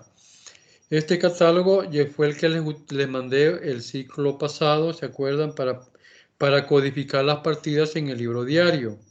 Hoy lo van a volver a utilizar, ¿verdad? Si lo pueden utilizar en la parte en el trabajo que me están presentando, mejor, porque cuando ya lo pasen al trabajo final que van a presentar como quinta nota, ya lo tienen hecho, ¿verdad? Y no volverlas a estar buscando. Por supuesto que eso obliga a que ustedes se planifiquen en ir elaborando las partidas. Si ustedes trabajan 2 partidas diarias, salen con el taller que estamos tratando de desarrollar. Bien, lo que quiero explicar es que tenemos el catálogo, ¿verdad? De esta empresa ejemplo, porque es una empresa ejemplo, y aquí están todas las cuentas. Cuando decía en la presentación que el cierre se lleva en aquellas que tienen hasta el quinto dígitos, se refiere precisamente a estos números de cuentas o códigos, si queremos llamarlo así, del libro mayor. Por supuesto que no solo van a ser 5, hay cuentas que tienen hasta más de 5, ¿verdad? El catálogo bancario maneja hasta 15 cuentas, hasta 15 dígitos, ¿verdad? Es bastante extenso. Entonces, repito, ustedes van a estar utilizando este catálogo y aquí está la parte del efectivo y las diferentes formas de manejar, de controlarlo. Tenemos las cuentas de documentos por cobrar. Aquí están, quiero ver, los clientes.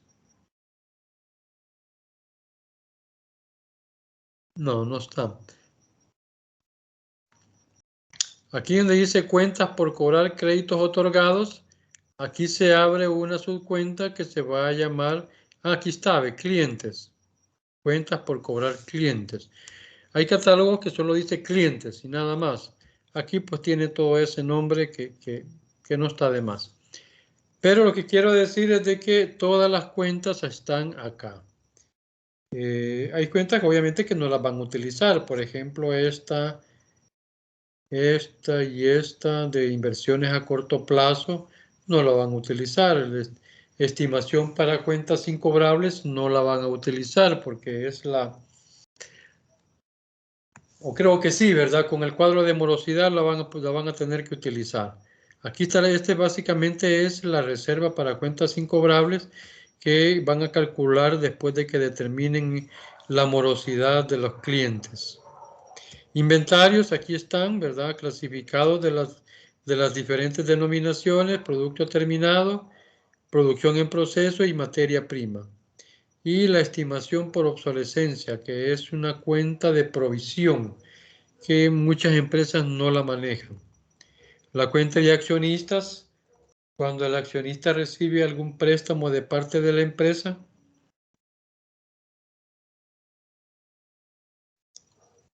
hay que manejar una cuenta aparte. Y aquí van a ir viendo ustedes todas las cuentas que deben de manejar.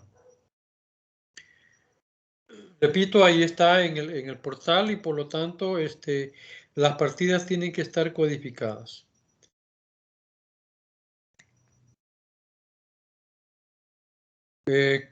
Quería hacerles el ejemplo de cierre, pero creo que después lo podemos hablar sobre eso. Ahorita lo que me interesa y me preocupa, porque si observan,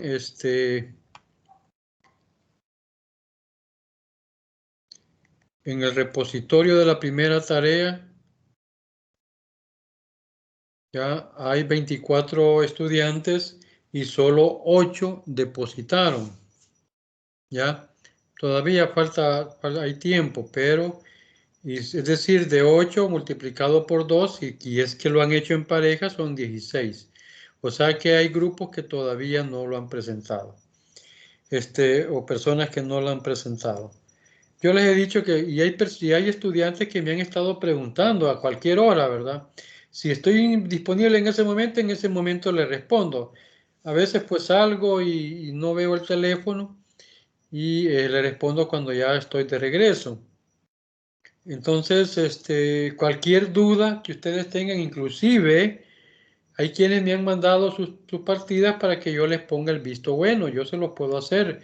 Claro que no se las voy a decir cómo la realizan, y ya quienes lo han estado, pues yo les he explicado qué es lo que debe de considerar esa partida. Ahí me quedo yo. Porque la idea también es que apliquen la técnica contable. ¿Ah? Es decir, que las cuentas que tienen que aplicarse en el debe y las cuentas que tienen que aplicarse en el haber, pues lo hagan de la mejor manera, de la forma más correcta que puedan hacerlo. Bien, dicho esto, pues espero que cumplan con lo que falta. Quiero enseñarles a esta parte. Este es el taller, ¿verdad? La primera parte que ustedes están desarrollando. Entonces era realizar la partida el libro diario. El número 1, ya decíamos, era identificar ¿cómo se llama? El 1 y 2, ¿verdad? Porque el 1 y el 2 básicamente es una sola partida, en donde ustedes van a utilizar el principio de la proporcionalidad, ¿se acuerdan? Cuenta 1, y van a distribuir la cantidad mínima que la ley permite para poder abrir una empresa jurídica, y la distribución de los accionistas para cubrir esa cantidad mínima. Si usted suma 15, 51, 15, 10, 24, llega al 100%. Es decir, que la cantidad mínima que ya determinó, pues la va a distribuir en 51, ¿verdad? El socio Teodoro Pérez, el 15% fue el que aportó el José Rodríguez, el 10% fue el que aportó Melquiades Quiñones, y el 24% es el que presentó Luis Soriano, por decirlo así. Entonces, la sumatoria desde todo el aporte de ellos va a sumar el mínimo que aquí se exige. Eso es lo que tenían que hacer. Acá, pues, se hace un préstamo. En esta partida no van a considerar ningún tipo de interés, porque no se está pagando, solo se está recibiendo. Por lo tanto, la partida tiene que ser bancos, porque fue depositado, ¿verdad? Gasto financiero, porque se pagó una comisión, contra préstamos por pagar a largo plazo y a corto plazo, ¿verdad? Esa es la partida. El interés usted lo va a ocupar y va a empezar a hacer la tabla de amortización cuando ya empiece a pagar la cuota. La cuota usted la va a determinar ahí buscando en internet cualquiera de los bancos, Da Vivienda, el Cucatlán, Agrícola, ahí tienen ellos cómo calcular cuotas de préstamo. Solo hay que darle los parámetros que se requieren: tiempo, interés y monto. Y ya se aplica lo que es el PIN, el famoso PIN. Aquí se apertura la caja chica, no hay problema. Aquí es donde comienza lo bonito del trabajo, porque es algo tedioso. ¿Ya? Son 6 cardex lo que hay que hacer. Estos 6 cardex, aquí creo que hice uno, ¿verdad? Tenemos los pantalones con talla S, pantalones con talla M y pantalones con talla L. La compra, 12 docenas, ¿ya? 12 por 12, 144. ¿Cuánto me costó por unidad cada uno de los pantalones? 6.64. Yo estoy utilizando el costo promedio. Ustedes van a decidir qué método van a utilizar, el PEPS o el costo promedio, esos dos nada más. En la primera venta se sacaron 25, ¿ya? ¿Y a cómo se vendió? Decía que se iba a vender al doble de lo que me costó. Es decir, que si me costó 6.64, el precio de venta, va a ser el costo multiplicado 2.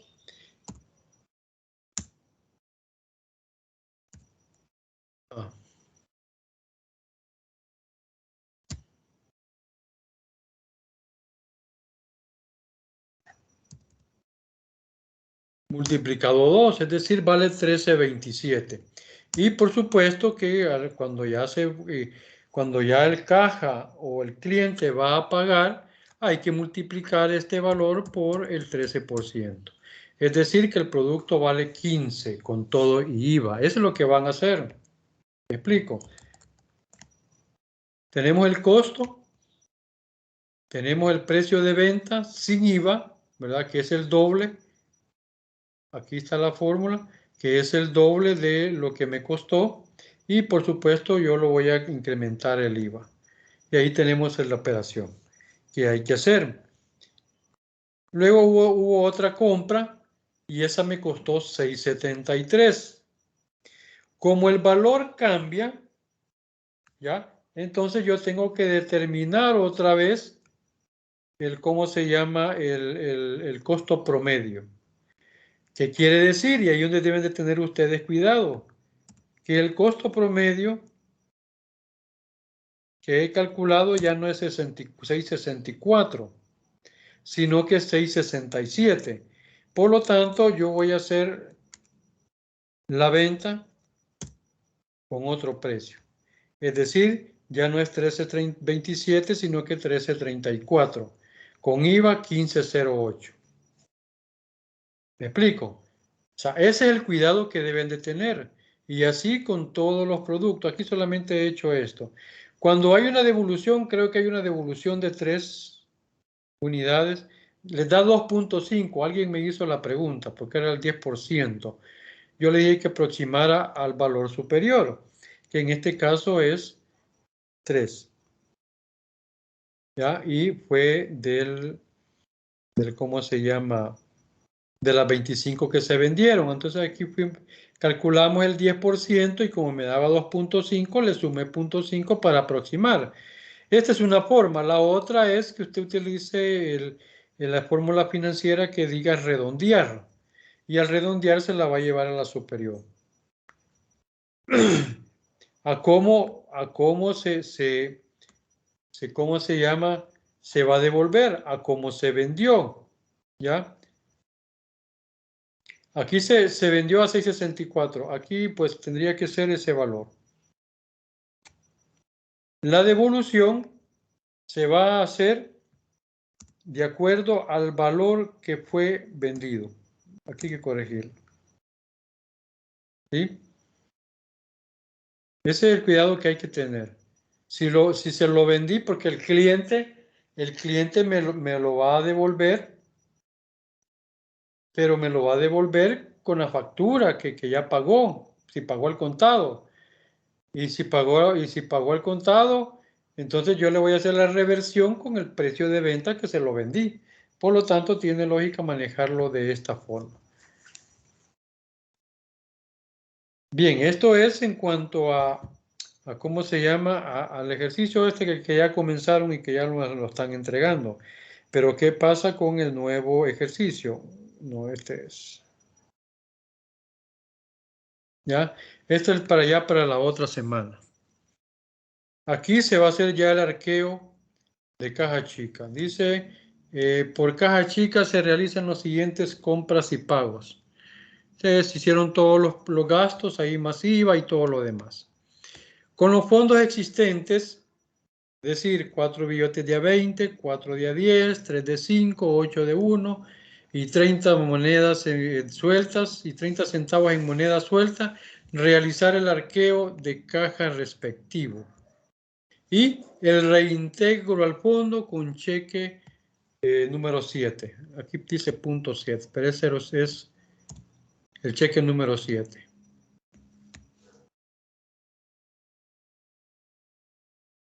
Aquí quiero recordarles algo. Cuando ustedes estén haciendo reintegros al fondo o cualquier fondo, en este caso el fondo de caja chica, esa cuenta no se toca. Esa cuenta no se vuelve a tocar porque el fondo sigue siendo el mismo. Si se creó el fondo por 500, no sé cuánto fue en la primera parte que les mencioné. 250, ¿ya? Si se creó el fondo por 250, ese fondo se va a mantener en el tiempo. O sea, no tiene por qué tocar usted la cuenta de caja chica, porque siempre van a haber 250, salvo que haya una diferencia, un faltante o un sobrante, que ya sabemos que es lo que tenemos que hacer. ¿Por qué? Porque si no hay en efectivo, hay en especie o en vales, pues en vales por caja chica. Por lo tanto, lo que hay que hacer es la partida respectiva y cambiar los vales otra vez por efectivo.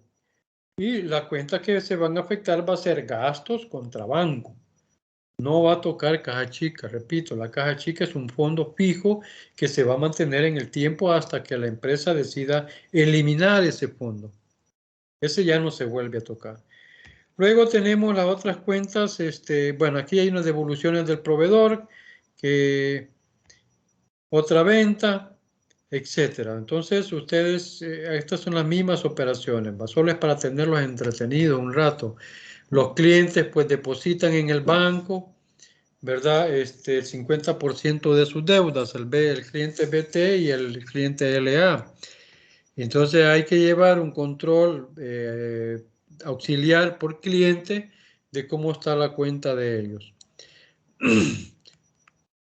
Cuenta con 3 personas laborando. Y hay que preparar la planilla. Elaborar la partida, dice, de provisión. Perdón. Aquí tienen que elaborar la partida de provisión de la planilla. ¿Ya? Es decir, no van a afectar bancos, sino que van a afectar planillas por pagar o la cuenta de provisiones y retenciones o proveedores. No se me acuerdo dónde que está en el catálogo. Búsquenlo en el catálogo. Esto fue en fecha, la planilla fue en fecha 14. El 15 se dio otra venta y creo que por aquí se paga la planilla. Y sí, está bien. Se paga el salario, ¿verdad? De la primera quincena. ¿Qué es lo que va a hacer? Cargar planillas por pagar contra banco, porque ya lo demás ya fue considerado en la planilla de provisión. La tercera venta, la cuarta venta, y ahí vamos manejándolo hasta llegar a la partida 21. ¿Ya? Entonces, con esto siempre hacer el libro diario y los controles respectivos que hay que estar realizando. Bien, ya está puesto también acá para que ustedes lo puedan, bajar, ¿verdad? Aquí está el segundo taller y aquí está el repositorio para que lo depositen el miércoles de la otra semana.